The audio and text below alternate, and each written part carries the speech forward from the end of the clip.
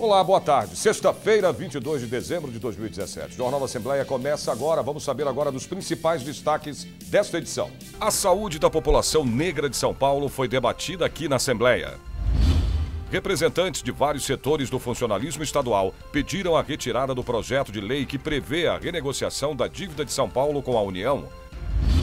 Frente Parlamentar de Apoio à Mineração realizou audiência pública para discutir os problemas do setor. Bruxas, bruxos e vampiros comemoram o aniversário da religião Wicca, baseada em rituais pagãos, aqui no Parlamento Paulista. A partir de agora, no Jornal da Assembleia. CPI Etos Condep, que investiga crimes de organizações dentro dos presídios no estado de São Paulo, analisa e avalia 15 itens. A reunião começou com a suspensão dos trabalhos por 5 minutos. A discussão era para saber se votaria o roteiro de investigações ou plano de trabalho da CPI. Tudo resolvido, apenas 3 projetos tiveram pedido de vista e outros 2 tiveram o termo convocação mudado para convite. A reunião aprovou a vinda de 12 pessoas, entre delegados, diretores do Condep e até de um deputado estadual para comparecerem em oitivas na casa. Nós conseguimos votar mais ou menos votamos o roteiro da casa, com vários nomes, agora vamos entrar em recesso, então já pedimos até uma prorrogação, voltamos em fevereiro, que não adianta reclamar, é a lei brasileira é assim, é tudo complicado mesmo, todo mundo sabe da morosidade da lei, infelizmente na Assembleia não é diferente. Mas nós vamos continuar atentos a isso, vamos ouvir as pessoas que se envolveram, vamos ouvir o delegado, vamos ouvir o promotor. O PT solicitou aqui a presença do deputado Bezerra, eu não entendi por quê, porque ele não participou de nada, apesar de ser do Condep, eu não sei o que ele vai poder agregar, mas felizmente a democracia tem isso, é um direito deles, vamos ouvir. Nós estamos até chamando o próprio preso para se ouvir, então vamos aguardar, vamos ver o que acontece, vamos trabalhar forte. Na terceira reunião ordinária da Comissão de Assuntos Desportivos, os deputados votaram pauta com 6 itens. 2 receberam pedido de vista e os demais foram aprovados.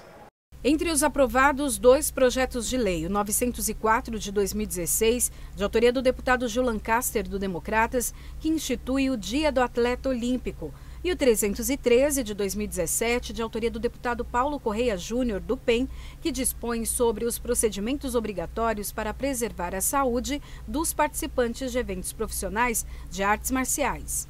É muito importante a prevenção dos exames, os atletas passam a disputar campeonatos, passam a ter os seus enfrentamentos e o que a gente preza é pela vida do ser humano. É claro que nós damos todo o incentivo ao esporte, as artes marciais são fundamentais, faz parte já da nossa cultura, mas eu vejo que muita gente morre, muita gente passa mal e às vezes nem sabe que está com uma doença, ou está com triglicérides, está com diabetes, ou está com alguma coisa alterada e não tem a obrigatoriedade de fazer os exames preventivos. Então isso é apenas para prezar pela vida do atleta.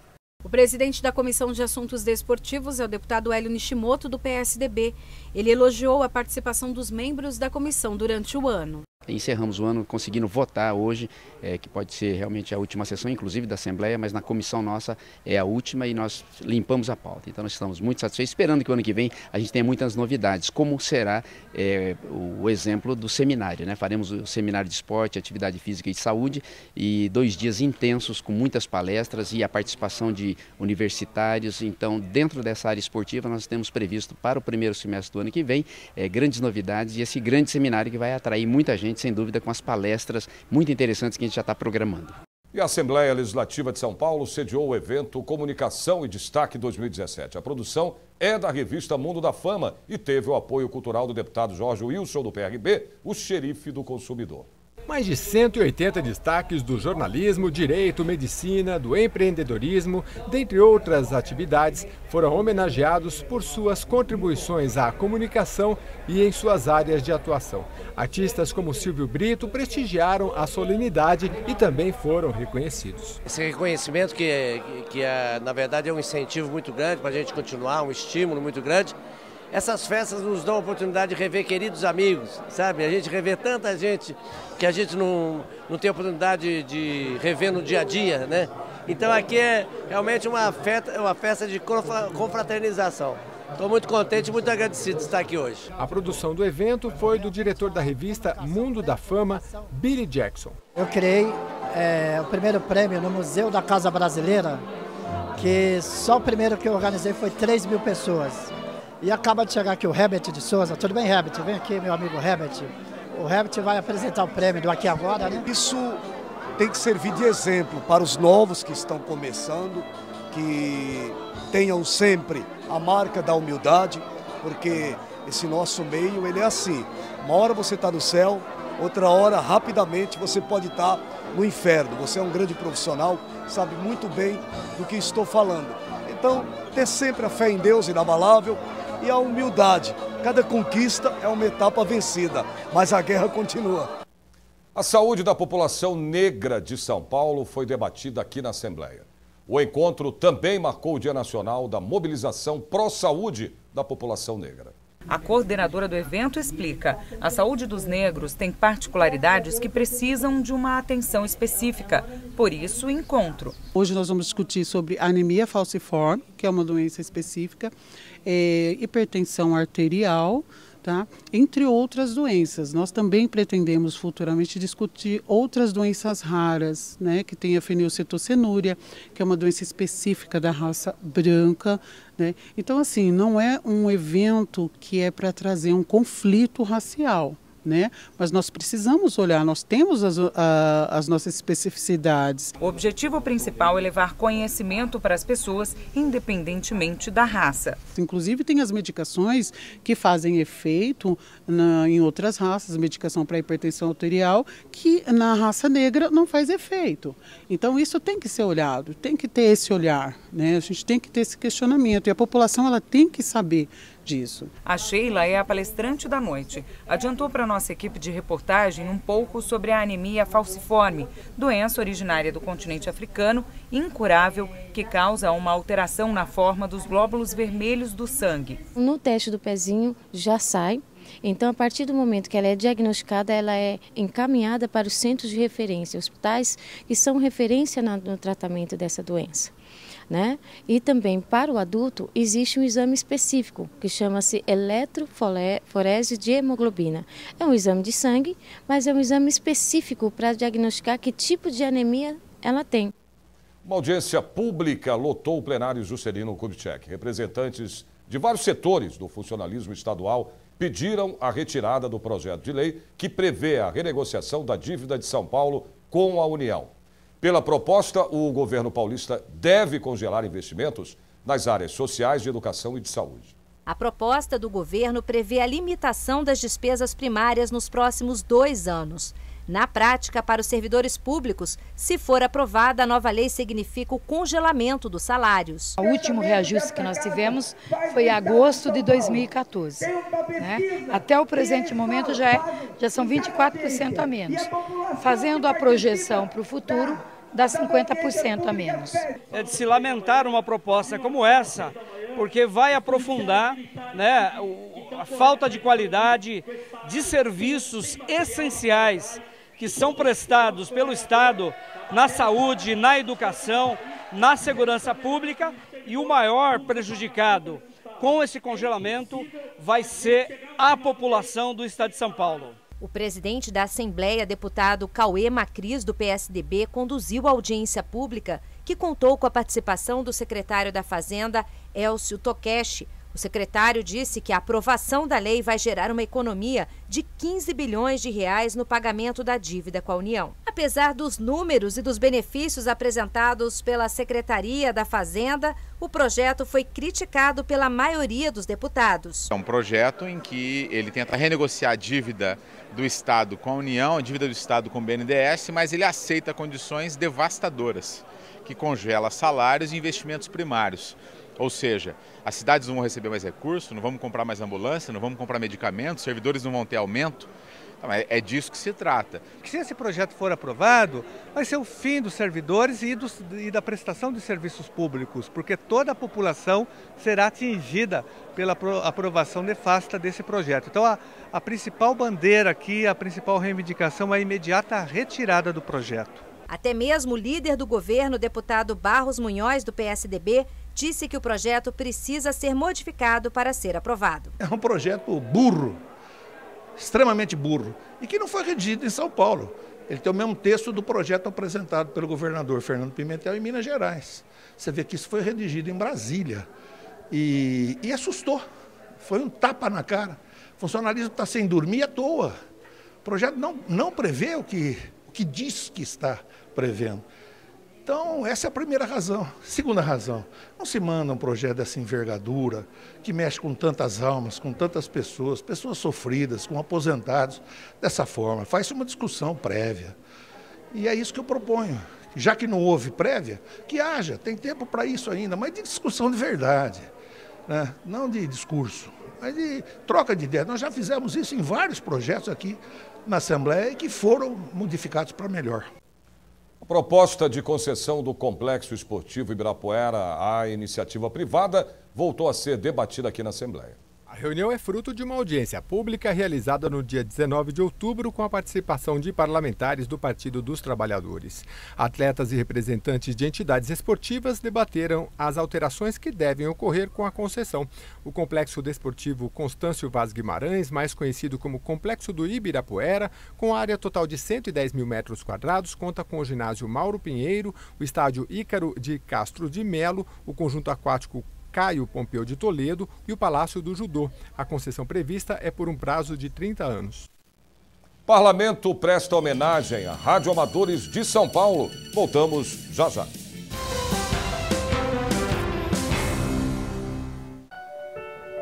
Eu amamento.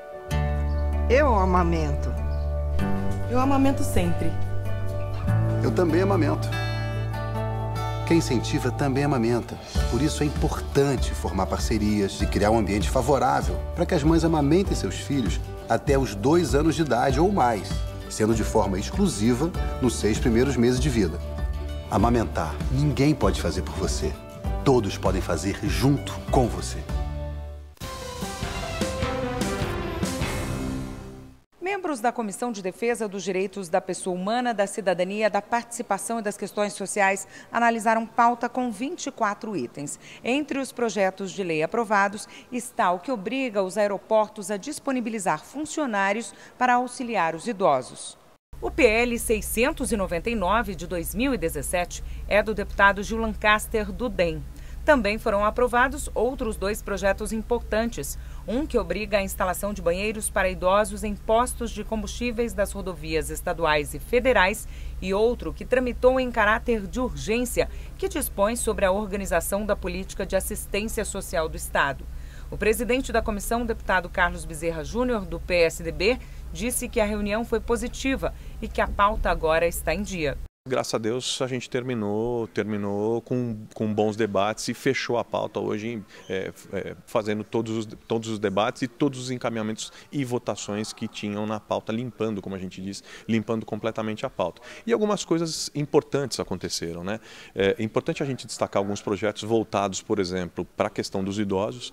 Muita gente não percebe a dimensão da temática de direitos humanos, que toca a questão da garantia dos direitos dos idosos, das crianças, como está se falando da questão de assistência dos idosos em aeroportos, como a gente votou aqui um projeto importante hoje, a questão de crianças, a questão da dignidade do trabalho.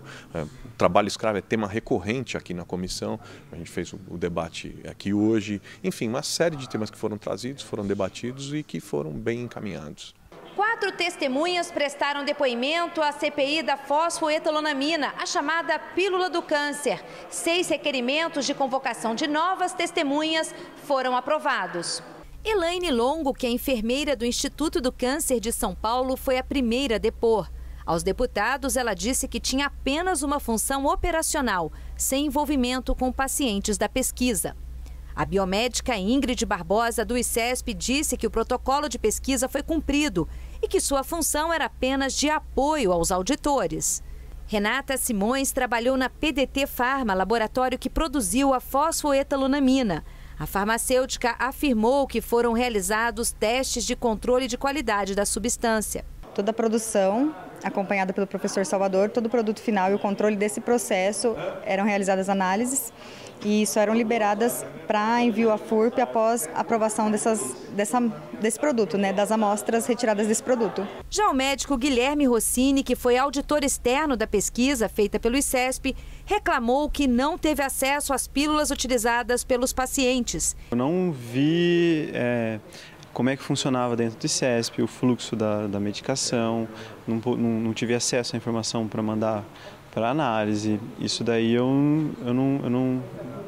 não tive. Não. Dentro do protocolo desenhado e do protocolo aprovado, eu acredito que não houve falha, foi apenas interrompido, foi seguido a risco que foi aprovado, mas desenharia de outra maneira esse protocolo. Primeiro de tudo, tem que se achar a dose adequada e aí depois incluir outras variáveis para ser estudada. Quanto mais variáveis, maior a quantidade de dados que a gente vai ter, constrói uma base de dados e aí sim a gente pode ter um olhar realmente científico, fidedigno e mais próximo da verdade, da realidade. Você tem um protocolo de pesquisa que deveria ter sido cumprido à risca.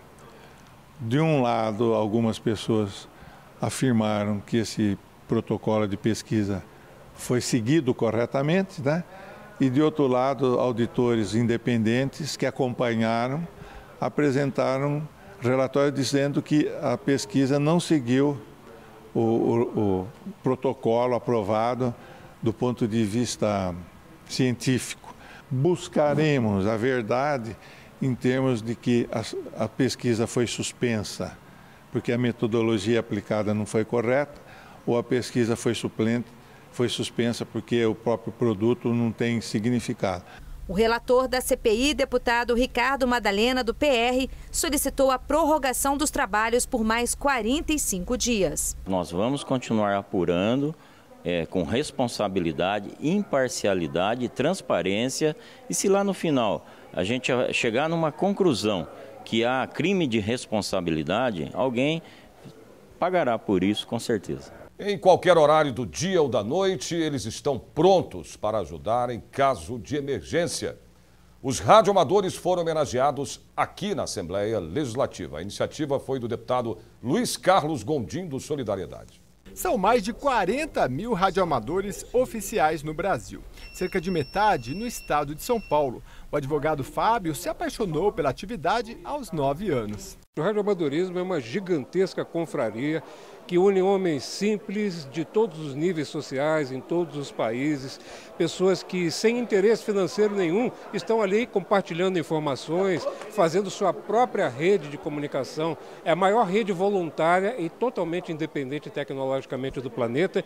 Os radioamadores do estado de São Paulo foram homenageados pelo deputado Luiz Carlos Gondim, do Solidariedade, na pessoa de Jardel Souto Dolores. Ele divulga o radioamadorismo em escolas do estado de São Paulo. Meu maior sonho agora é que isso seja expansível para todo o Brasil, porque é disso que os jovens precisam, de educação, de aprender a maior tecnologia do mundo, o radioamadorismo. Muito antes da internet, eles formam uma rede que promove atividades cívicas, morais e intelectuais no Brasil e no mundo.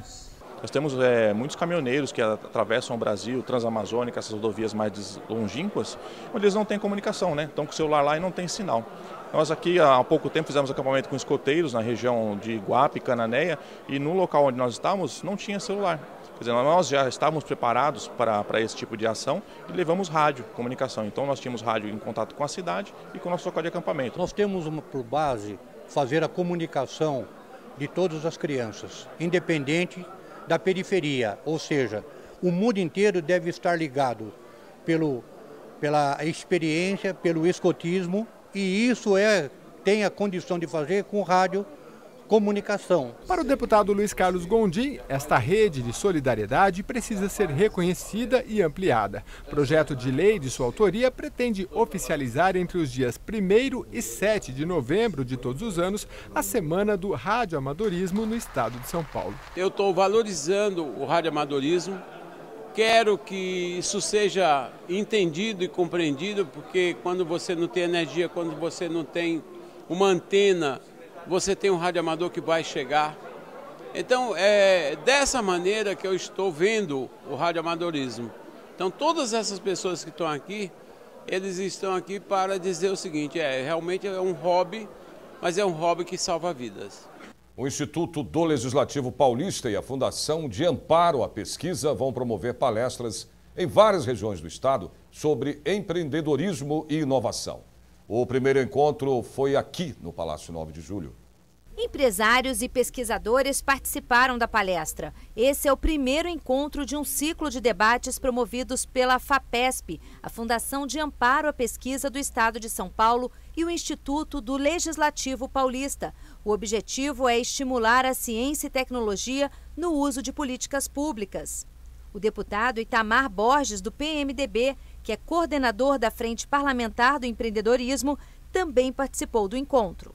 Nós estamos atuando fortemente nesse caminho, a FAPESP é uma parceira, veio criar esse ciclo, são 3 momentos que ela vai estar trazendo aqui para a Assembleia, mas mais do que isso, no próximo ano nós conseguimos que a FAPESP leve esse seminário para o interior, e ela vai no interior fazer encontros para capacitar, para orientar os empresários, as micro, pequenas e médias empresas, a participarem desse edital, buscar o recurso para investir em inovação em todos os municípios do estado de São Paulo, e que isso seja estimulado para as demais para os demais institutos de pesquisa, para as universidades. É esse o nosso propósito e nós estamos muito felizes com esse avanço. Frente Parlamentar de Apoio à Mineração realizou uma audiência pública para discutir os problemas do setor. O estado de São Paulo é o maior consumidor de bens minerais do Hemisfério Sul e o 4º maior estado produtor do país.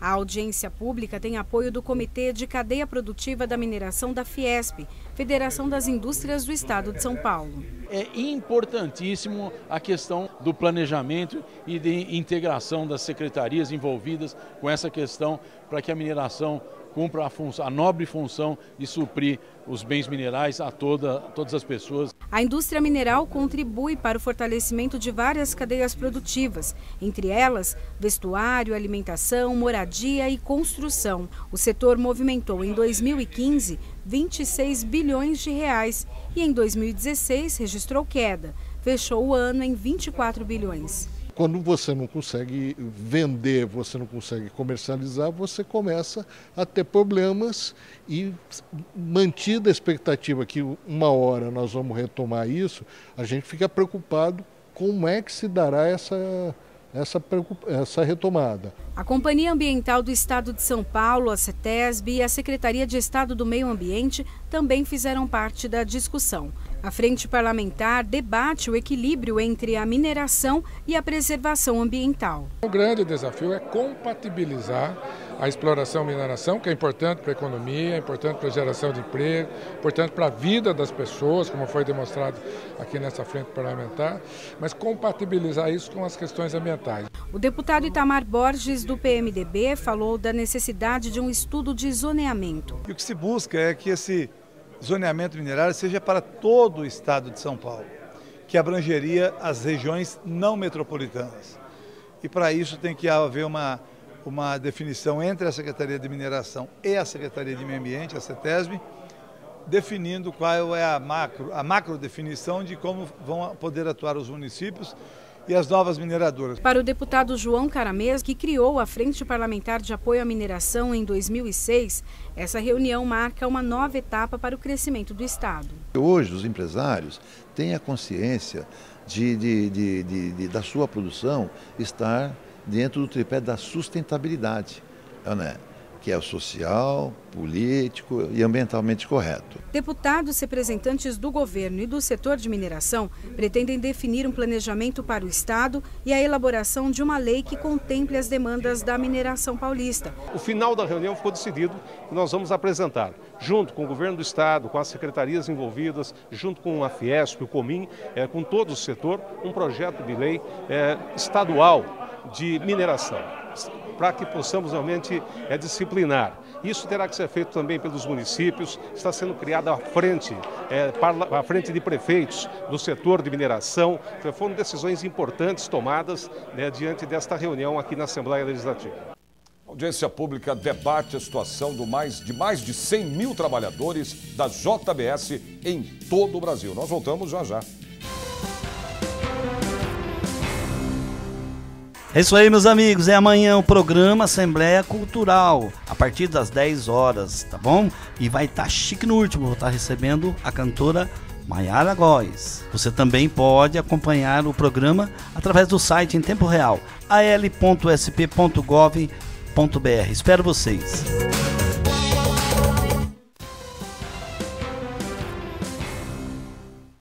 36 medalhas Pedro de Toledo e 9 medalhas São Paulo foram entregues aqui na Assembleia Legislativa para profissionais que se destacaram no serviço prestado à sociedade. O deputado Caio França, do PSB, foi um dos homenageados. A cerimônia foi no auditório Teotônio Vilela, que ficou lotado. Eu entendo que ao me homenagear, na verdade, não é uma coisa nem personalista. Acho que é a ideia do movimento de fazer uma homenagem aos jovens que se colocam à disposição para poder servir as pessoas através da política. Também destaque na política, o prefeito de Guarulhos, Gustavo Henrique Costa, do PSB, recebeu a medalha Pedro de Toledo. Ser reconhecido sempre é muito bom e um prêmio dessa magnitude para a gente é fantástico. Mas esse movimento, o MMDC, esse movimento de 32, realmente sauda os heróis da sociedade. Lógico que eu e outras pessoas não somos heróis, mas estamos fazendo a nossa parcela, contribuindo com a sociedade. Heróis são realmente todo brasileiro que acorda cedo, trabalha duro e faz acontecer. A elite da Polícia Civil teve o trabalho reconhecido. É um orgulho muito grande para a gente receber essa homenagem, né? Porque o nosso dia a dia já é muito trabalhoso, muito sacrificante e nós fazemos com orgulho, com vontade, né? E receber um reconhecimento da sociedade para a gente é muito importante. A função policial é muito difícil, né? É um sacerdócio.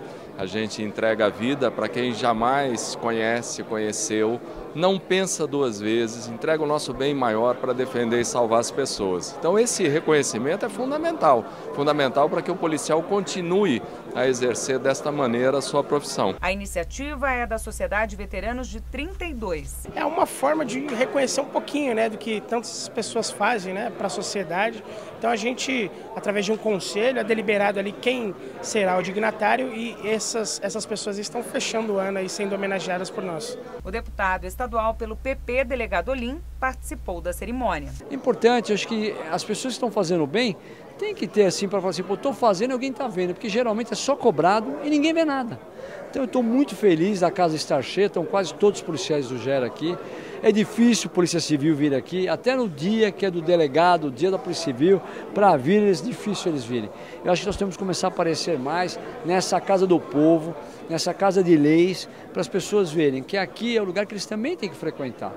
A situação dos trabalhadores da JBS foi discutida numa audiência pública aqui na Assembleia. O evento foi uma iniciativa do deputado pelo PT, Luiz Fernando Teixeira. A situação dos trabalhadores da JBS foi discutida em uma audiência pública aqui na Assembleia. A iniciativa é do deputado pelo PT, Luiz Fernando Teixeira.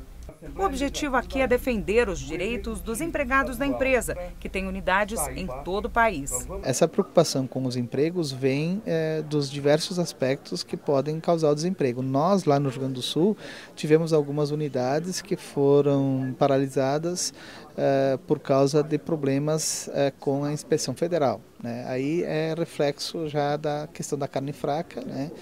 E no estado de Santa Catarina teve unidade que fechou, aqui em São Paulo teve unidade que fechou, e aí tem um outro aspecto, unidades que fecham em municípios pequenos, como é o caso de Morro Grande, em Santa Catarina, são 740 desempregados lá em Morro Grande, e o município, né, a administração local apavorada porque é a que representa 60% da arrecadação do município, a JBS, lá em Morro Grande. Participam da reunião parlamentares, representantes de federações e sindicatos, Ministério Público do Trabalho e prefeitos de várias cidades do interior paulista. Os participantes da audiência pública falam em demissões em massa em vários estados do país. Só no estado de São Paulo, a JBS está em 14 cidades. Nós temos uma cidade com 32 mil habitantes, né, onde nós tínhamos 620 pessoas empregadas. Que as autoridades, que o Ministério Público, né, tome ciência disso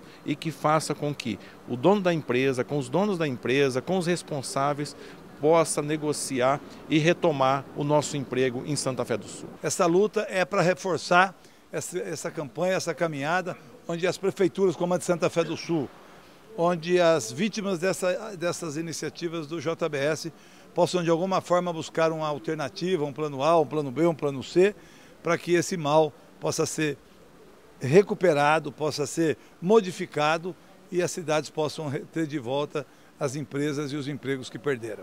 Nós precisamos juntar o executivo, o legislativo, o judiciário, os representantes da classe trabalhadora, os parlamentares, e tentarmos buscar uma alternativa a isso. Com certeza nós queremos, a partir de agora, desencadear um processo de como começar a discutir com os trabalhadores do setor da alimentação, como fazer uma luta para preservar esses empregos. A deputada pelo PT, Ana do Carmo, também participou das discussões sobre a situação dos funcionários, que podem ficar sem emprego a qualquer momento. O maior sofredor com tudo isso são os trabalhadores. Então, o sentido daqui hoje é de fazer um debate e a gente ver de que forma a gente vai conseguir ajudar para que esses trabalhadores não percam seu emprego. O procurador-chefe do Ministério Público do Trabalho, Eric Vinícius Charan, veio para levantar as demandas dos trabalhadores e tomar providências. Nós vamos coletar os dados aqui, vamos ver as situações,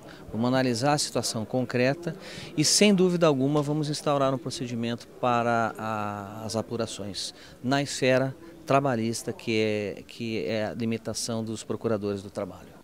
O auditório Paulo Kobayashi ficou lotado de bruxos e bruxas para comemorar o aniversário da religião Wicca, baseada em rituais pagãos antigos, que também pode ser chamada de bruxaria.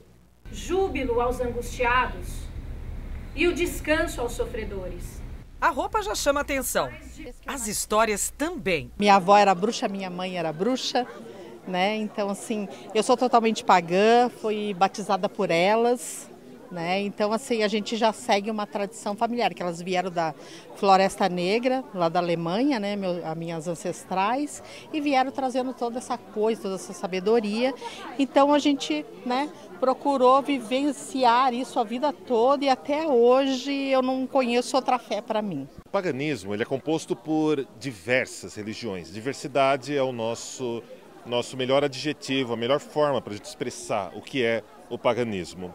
Então você tem muitos caminhos, os druidas, você tem os xamãs, a bruxaria natural, a Wicca. Existem incontáveis caminhos. E nos Estados Unidos, há quase 50 anos atrás, iniciou um grupo chamado Dinastia Sahasra, que explorava o vampiro como arquétipo de poder. Mas o vampiro não como esse ser folclórico, esse ser que vocês estão acostumados a ver na cultura pop. O vampiro como um arquétipo de poder, uma representação do eu feral e do espírito caçador. O auditório Paulo Kobayashi ficou lotado de bruxas, druidas e até vampiros para comemorar o primeiro ano da lei do Dia Estadual dos Wiccanianos, cultuadores do sagrado feminino, pagãos e praticantes das artes mágicas. Espíritos dão alegria à terra. Em todo o país, hoje, somos mais de 2 milhões de seguidores da religião Wicca. A Wicca é uma religião de mistérios e veneração à natureza, com suas crenças e práticas profundas no paganismo. Você vai ter praticantes da religião Wicca, você vai ter reconstrucionistas celtas, reconstrucionistas egípcios, xamãs, enfim. A gente tem um monte de gente aí que comunga nesse espírito de celebração à terra, de preservação à natureza e que compreende a terra como sagrada, que é a essência do paganismo. Há alguns anos, a deputada estadual Clélia Gomes foi procurada pelos seguidores para elaborar um projeto de lei sobre o Dia Estadual. Em menos de um ano, o projeto virou lei. É muito importante você ter o seu dia, a sua comemoração. É você se sentir incluído numa sociedade onde está cheio de intolerância.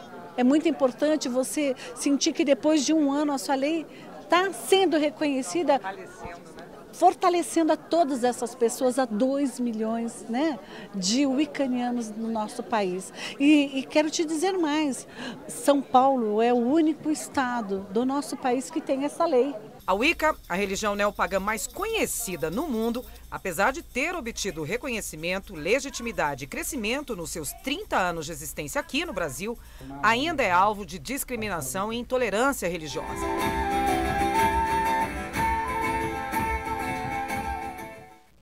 E o Jornal da Assembleia de hoje termina aqui. A gente se vê de novo na segunda-feira, dia de Natal, a partir do 12h30. Até lá, uma ótima tarde para você.